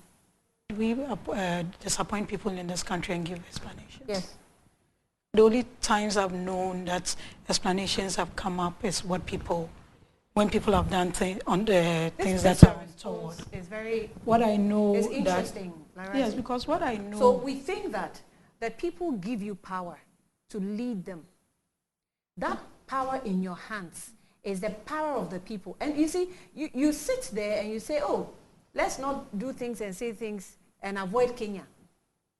But these things, that we do, some of these responses you are giving me, I put power in your hands to appoint Louisa. He was appointed. And you tell me why you appoint Louisa. Yes. In fact, when we appoint people, we tell them, we give you, we the media, we do that a lot. Their expertise. Even this gentleman Personality who was profile. appointed at the EC, appear,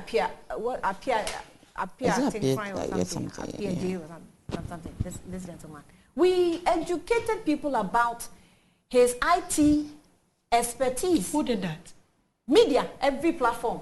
Good. When the president appointed them. When the president appointed, have you seen any of the appointment letters for ministers and all those?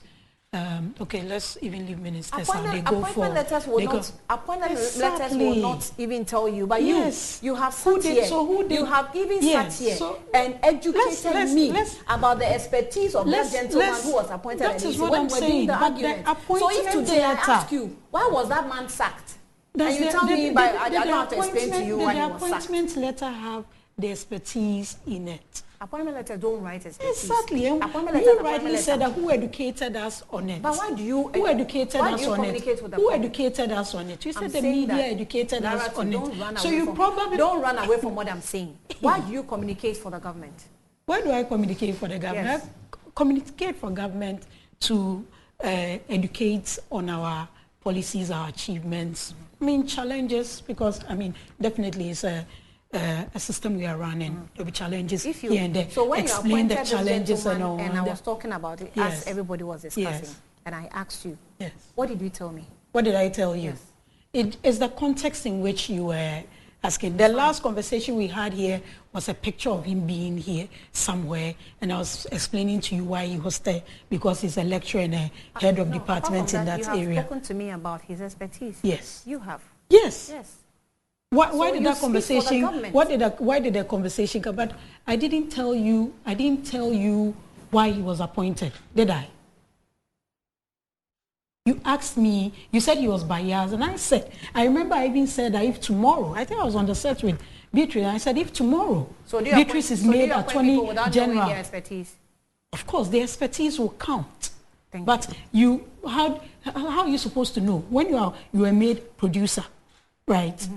I mean, all the mischief you bring to the position. Could anybody tell that? Mischief is not part of the criteria. Exactly. So if you come on the job and you add your own flair to it, which yours is mischief, who is supposed to pick that from when you were being appointed? And I am sacked. Come again. And I'm sacked. And you are sacked. If you are sacked, you are sacked. Look, they've been even people, when I am sacked. Listen. My bosses will explain to me why they have relieved me. But would they come and explain to me? If it's a public, would they come and explain to me? If it's a public position, yes. That is why I'm telling you that there have been people who've been relieved of their duties because of certain issues that came out. They've done something untoward or they go contrary to those ones. Even before the people are relieved of their positions or they resign, which is rare. We all know why they are. Yeah, but the appointment letter doesn't really, or even sometimes the letters that come out, if they don't resign and they are sacked, the letters that come out don't easily say it. But when the person does something untoward, but when you are brought in to do something, look, Annie, I always say it. You know, a second is a lot of time. A second is a lot of time in a politician's life. So if we had a boss or a leader of a company or a manager of a company that had a plan and was carrying out the plan, and we sacked him, right? And then we appoint a new leader that is continuing with the plan. Why did we continue with that plan? But Annie, let us also have the conversation as if this transaction of selling shares of hotels that SSNIT owns is the only thing that SSNIT does. That's what we're discussing. Don't let us reduce the conversation to that. That's not the only thing that SSNIT does. It's what we're discussing now. When it comes to the sale, someone started something, some work, didn't complete it. He was sacked, right? And then the next person comes in, and you know for a fact that continuing with what. And you know for a fact that you were sacked because of this. No, I don't. So how does the sack come into this conversation? No. Why was he sacked? So how does the sack come into this conversation? If you tell me that I shouldn't say that is not the only thing SSNIT does, how does the sack of the DG come into this conversation if what we are discussing is this transaction? What are we going to say? I mean, let's get it clear. How do you... So whatever how there do is we with the manage sacking this? that I am envisaging is that if I am working as an appointee and whatever I am doing is going on very well, why should I be changed? So if I am changed, then the idea is that whoever we are bringing on board is going to either continue or do better. It's not to retrogress. So if we bring on new appointments to government entities, the appointing authority should have had it in mind that it's either we are going to continue or make it better and not to retrogress. So whatever say we see, surprisingly, after this new person was brought in the picture, what I would have done differently if I am sent to a place to work, I know that I'm working for the benefit of Ghanaians. I will take time, look at the books, whatever new measures I have in mind. Oh, let's try this. Let's do that. Why didn't you do it this way? But it seems that even with the introduction of the new boss, the sale is being fast-tracked. I don't know if I'm the only person who have made that observation. No, we're making it because from 2019, somebody actually completed the tender in 2019 January. We are in 2024. How many years down the line? Why are we having this conversation? When was that person sacked? So it meant that the said boss was dragging his feet on this sale of the hotels. I don't know if the audience are following my argument. Yeah. So the new person comes in, and instead of giving us new solutions to actually curb the problem, whatever sale that was ongoing, that took another person about 4 years, that he had not even had a conclusion on, you are fast-tracking the process within months. And it is months to election. See, so let's get this clear. The whole thing for me is that his first media encounter. Let's this is the first time let's go into this conversation. You want to go on the tangent of the sack. This new DG we are talking about. How new is this DG? This DG was part of the process. I sit at my commission with my boss, who is the executive secretary. My boss is on the board. Right. She goes for board meetings. Whatever is discussed at the board at the strategic level comes to management meeting for discussions and implementation based on what the board has decided. This DG that we are talking about was what? Was deputy DG, has been part of the process. So where from this conversation? Okay. It's not like say a new person has been brought very to come in. So if you want us to go, you see, so we cannot disassociate. Hold on. So we cannot disassociate Kofi from the earlier arrangements and discussions and board meetings. What crime has really been committed in there? We have not said he's committed. What crime has been committed in there that someone has to be disassociated or not disassociated? But if you make a comment like someone has been sacked and the other person is continuing the plan, one, this transaction is not the only thing SSNIT does. Okay. Right. So, two, institutions run on procedures and so he was a deputy decision level, and he has been part of it. You get you can't say that he's sitting in. I mean, come on, stop this mischief. Let's say we have to when you have corporate organization, it's the context in which you're saying it. It's the context in which you're saying it, and sometimes you see when we are dealing with some of these national, let's take out the mischief and all those things. What is the problem here? Okay. SSNIT wants to sell off 60% of its shares in these hotels. What is the reason? One, to raise capital. Two, to also help avenge the get rid of the risk of... Mr. Safomafo says the rationale. Making sure that this scheme is sustainable. Mr. Safomafo said the rationale for the investment decision included consistent losses. What decision? He didn't say it's to make profit. He said what decision? Consistent.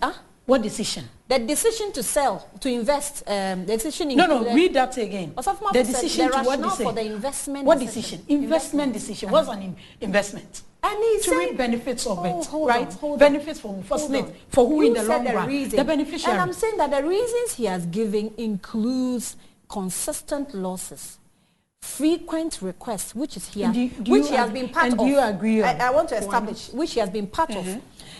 frequent and it's a problem that has been there. Frequent requests for maintenance funding, which has been part of. High capital expenditure, he has been part of, according to your own school of thought. Expenditure and need for strategic partnership. He has been part of these processes throughout. Honey, when you look at how long have these, did these hotels start running when the team led by Mr. Tinkwa was appointed in 2017? Is that when the hotel started running? No.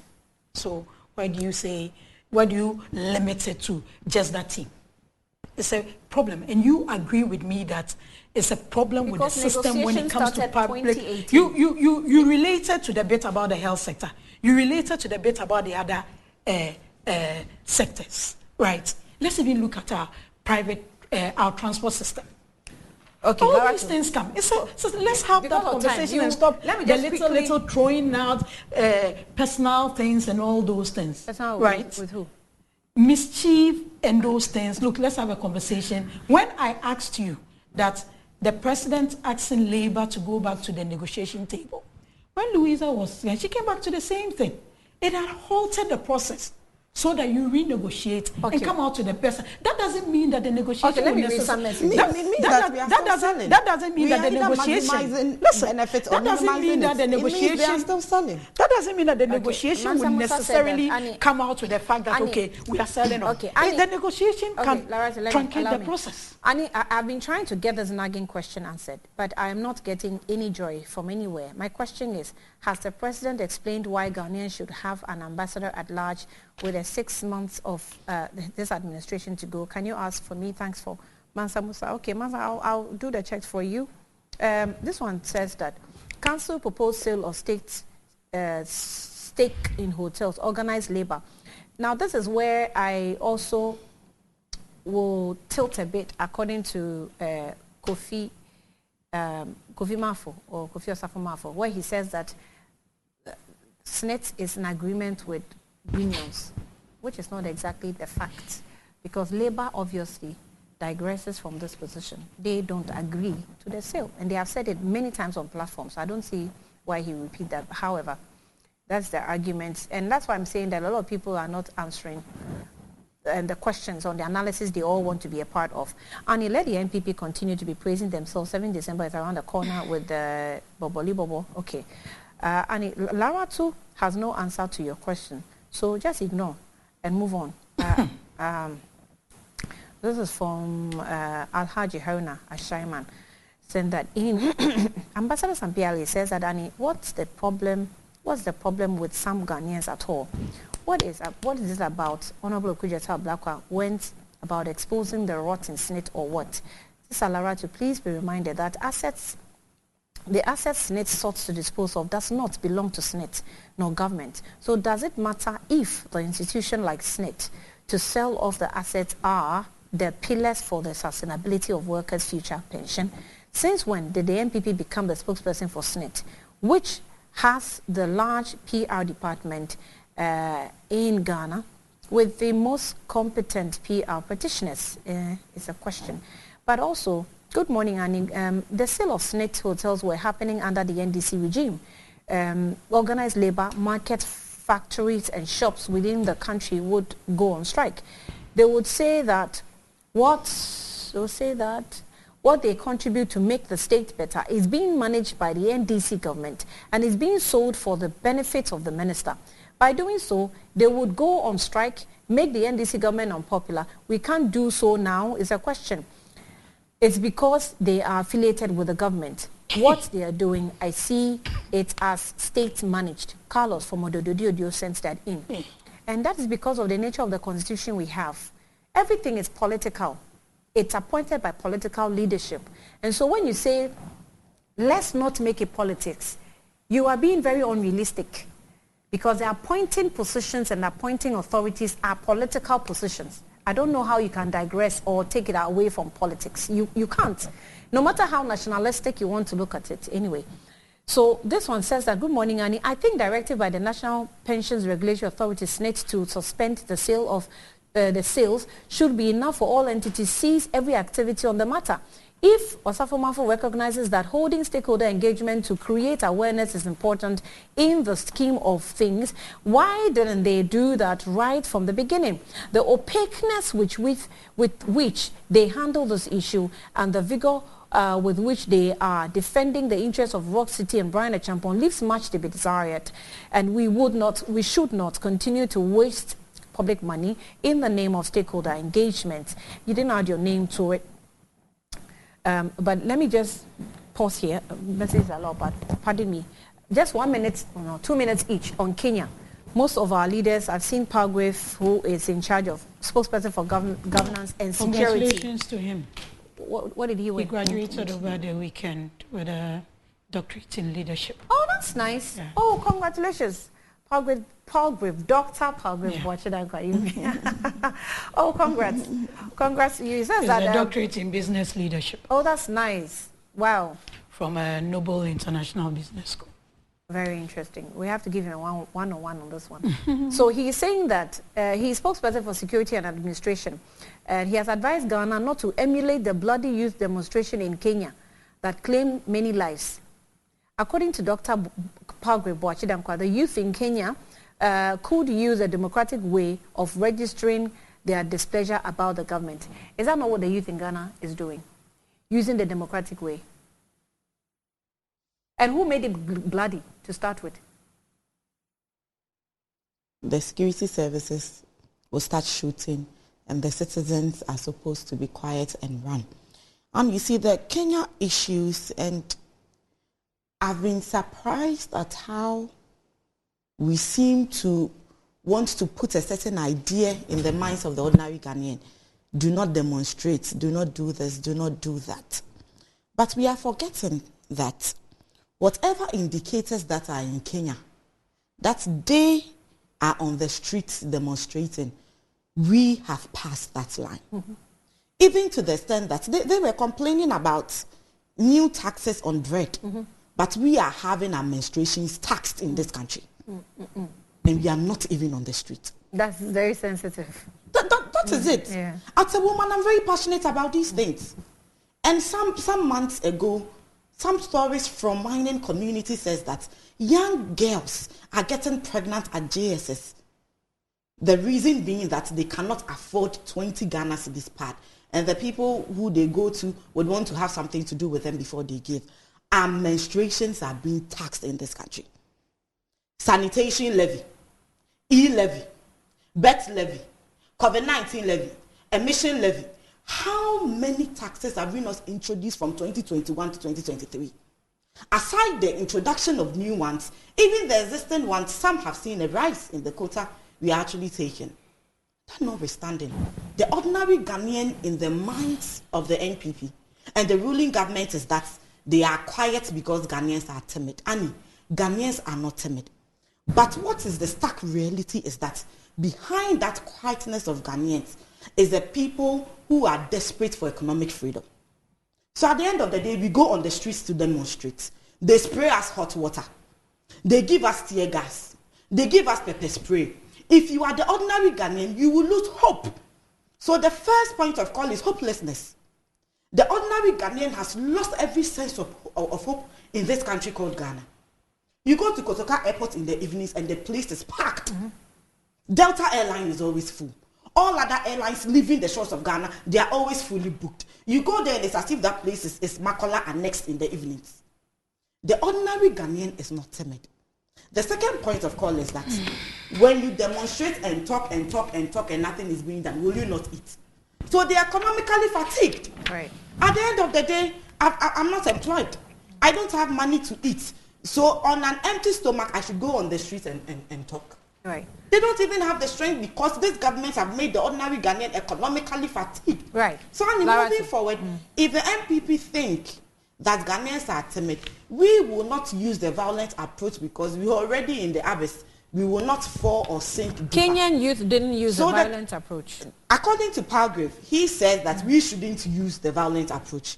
So I am telling him as a Ghanaian youth that we will not use the violent approach. Right. But we will continue to register our displeasure. But what it is that they should mark it. Right. That behind our calmness, on 7th December, we will vote for accountability. On 7 December, we will vote as a woman from administration that is being taxed.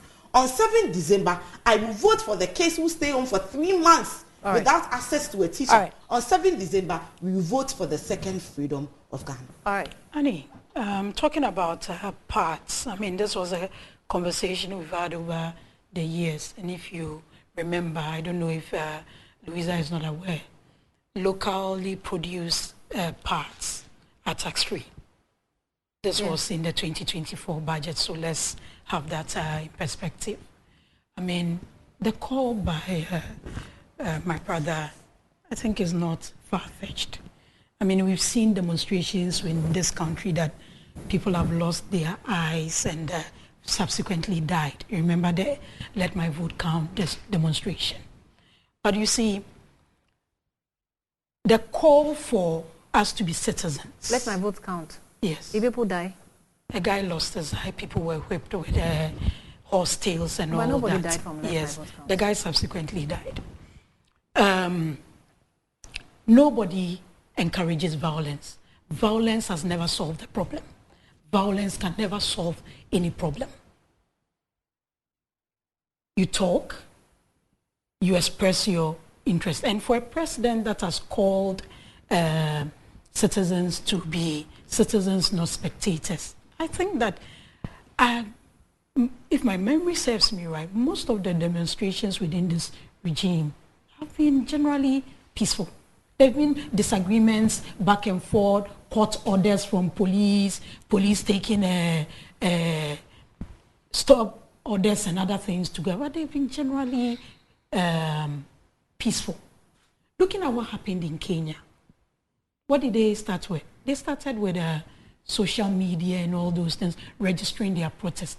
They got a lot of support from some MPs in Parliament who were in support of them. I remember listening to one who even said it was wrong for them to even tax digital content and all that. All those issues, it still comes back to people who are entrusted to work, engaging, identifying their stakeholders properly and engaging them. Continuous engagement is one of these things, one of the things that can solve these things. People have become self-aware. People have become because of availability of news. And also, do you remember the condition for e-levy? Condition for what? If we pass e-levy, we won't go to IMF. Come again.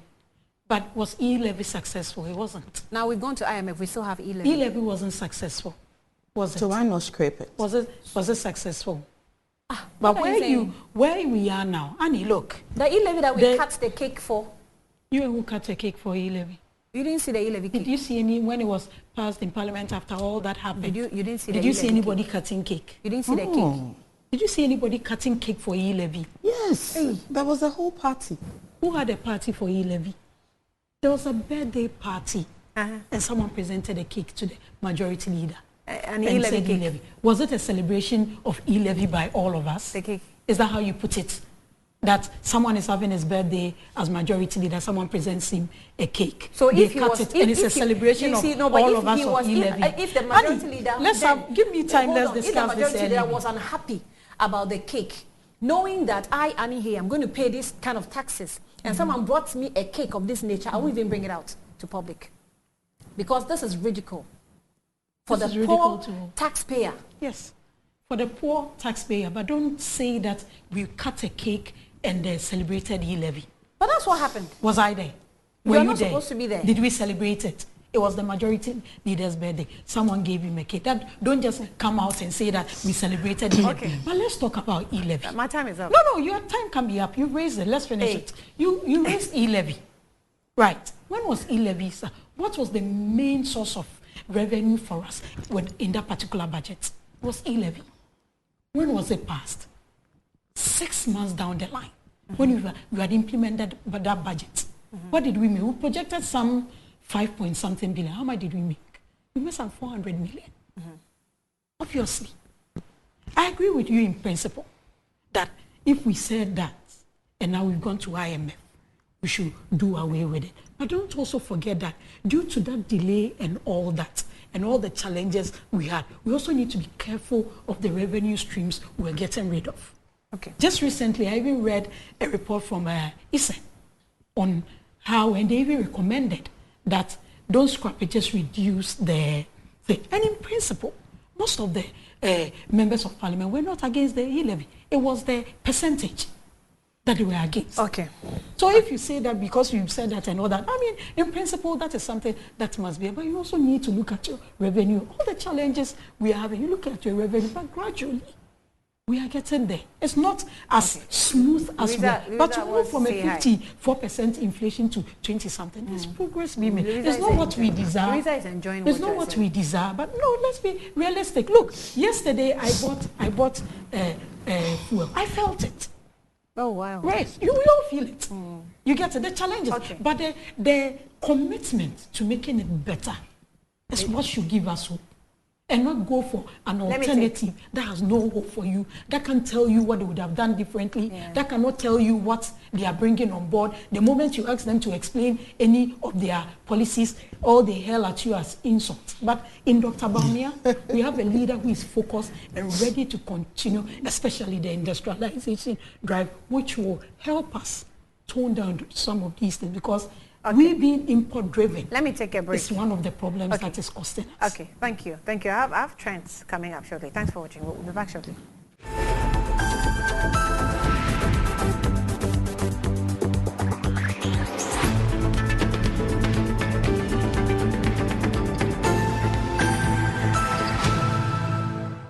All right, you're welcome back. It's Good Morning Ghana. And let me just, before I forget, Joshua Tete is one of my bosom brothers in this house. Today is his birthday. So Joshua, happy birthday to you. I wish you all the best. And I hope that whatever future endeavors you have will be very successful. And on that note, I'll introduce Harry, who is here. Oh, okay, that's Joshua. Yeah, if you want best pictures, please call me. I'll connect you to this brother of mine. Amazing gentleman, fun to work with, very free in spirit. Charlie, on charge, baby, you know. So, yeah. So that's Joshua there for you. Happy birthday to you, my dear. And I wish you all the best. All right. So, Harry, you're welcome. Thank you Good very morning much. to you. It's now time for trends. And let's start with Good Morning Ghana. Anytime Laratu is here, it's like Facebook goes, haywire, because everyone is just calling her out. But They like her. They love her.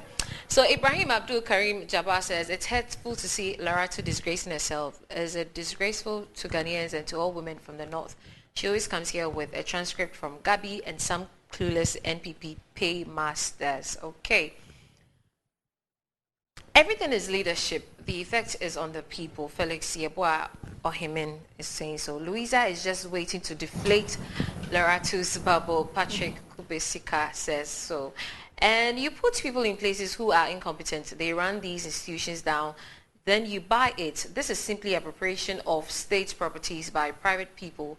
This whole thing looks like a deliberate stealing through covert means. Lawson, KT David. Okay. Felix Yeboah Ohimen is saying that why do we vote leaders to office then if they have to complain to us, the citizenry, in responsible government? What did she just say? If roads are bad in your neighborhood, buy 4x4 vehicles. Lou Kosina is asking.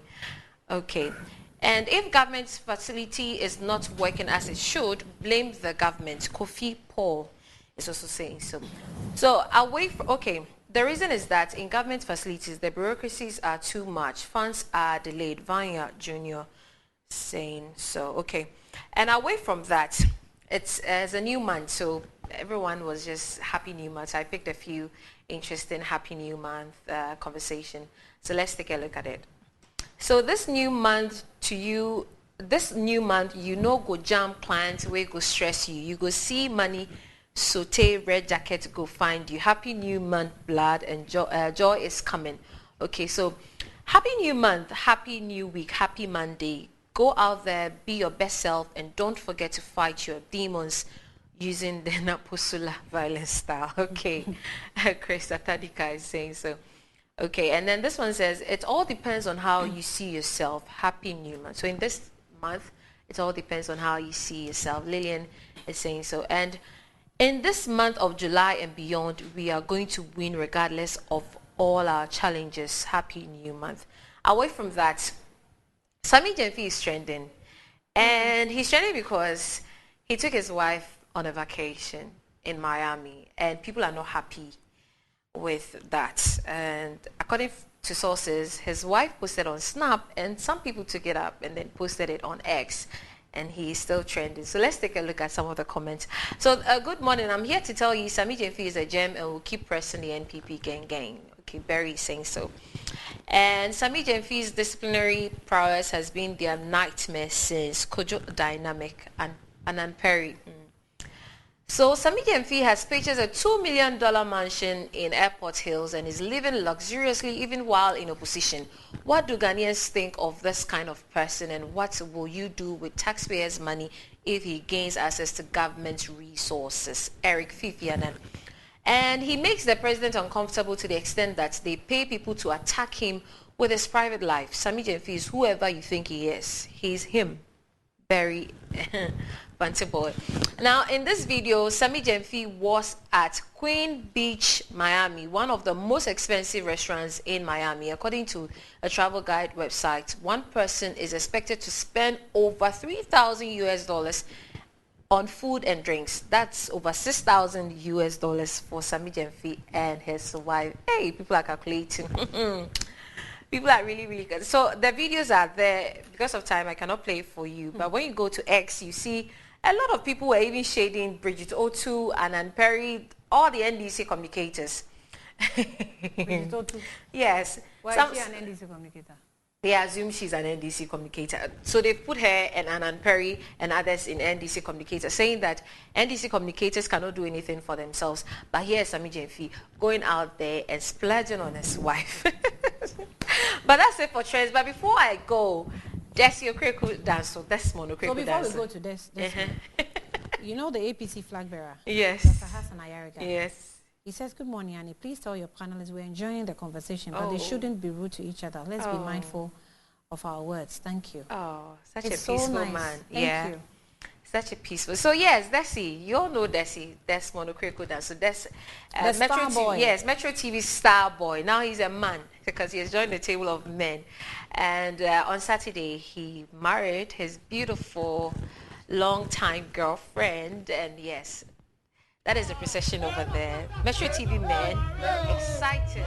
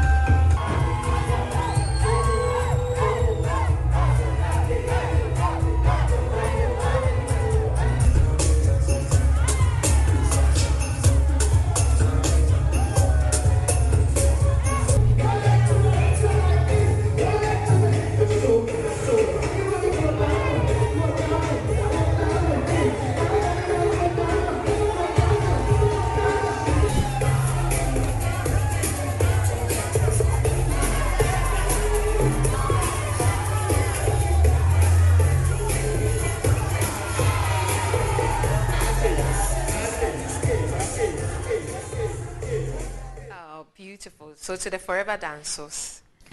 Yeah, it was a fantastic occasion. And he was there. It was so nice. Actually, I think we had fun. Like, it was very... it's like you are in a house with your parents, and your parents go out and you decide to party in the house. Wow. Yes. Oh, then it was so much That's fun. what happened. Yeah. Wow. So few elderly people who were around, they all left us. We just left all alone. Let me allow the Gen Zs. It was fun. So congratulations to the Forever Dancers. Yeah. I mean, like the good book says, in his time, he makes things beautiful. Yeah. And it was so beautiful. It was so nicely done. Yeah. So since the trans people are getting married, right? Yeah. Yeah. Very soon the second one will come off. Amen. Oh, I receive it in Jesus' name. Amen. Are you not in charge of trends? Yes, amen. I receive it. Hey, thank God. Lady, faith is little. Oh. Anyway. Oh. Anyway, so yeah, Helga, I've seen your message. Thank you so much for the message. But that's what time will allow us now. And congratulations to Starboy, Desmond Okreku Damso. Nowadays, Starman. Starman, right? Yeah, he has joined the table of men. Right, Yeah. right. So your congratulations, and wish you all the best in this journey that you're embarking on. And that's what time will allow us here on Good Morning Ghana. Thank you, Thank for you. coming through. We're back tomorrow with Good Morning Ghana. Thanks for watching.